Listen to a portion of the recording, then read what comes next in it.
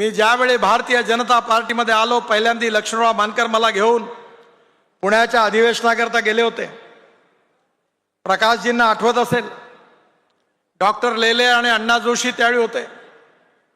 त्यावेळी पुण्याच्या स्टेशनवर उतरल्यानंतर एक काळी भिंत होती, त्याच्यावर लिहिलं होतं, पर्याय पर्याय म्हणून ओरडतात कोण, ज्यांचे लोकसभेत निवडून आले 2.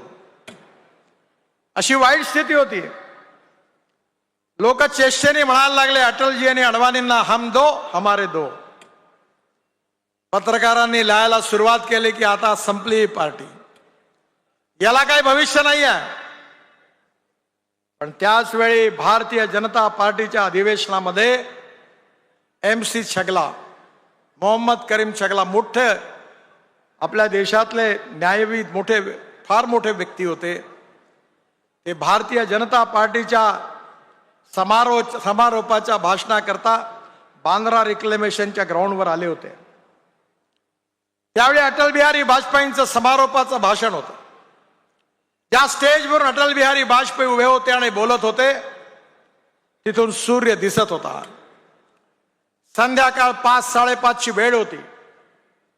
त्यावेळी अटल बिहारी वाजपेयींनी सांगितलं होतं की आता सूर्यास्त होण्याची वेळ आलेली आहे. हा सूर्य आता अस्ताला जाणार आहे.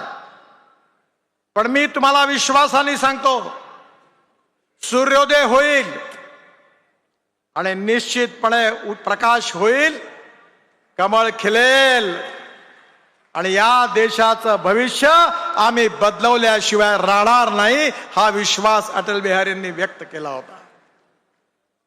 त्याच वेळी मोहम्मद करीम छगला यांनी सांगितलं होतं की मी अटल बिहारी वाजपेयींच्या रूपाने भविष्यातला प्रधानमंत्री बघत आहे. हा सगळा इतिहास याकरता महत्वाचा आहे की भूतकाळातल्या इतिहासाचं वर्तमान काळात जर चिंतन केलं तर भविष्याचं उद्दिष्ट साध्य करण्याकरता त्याचा उपयोग होतो.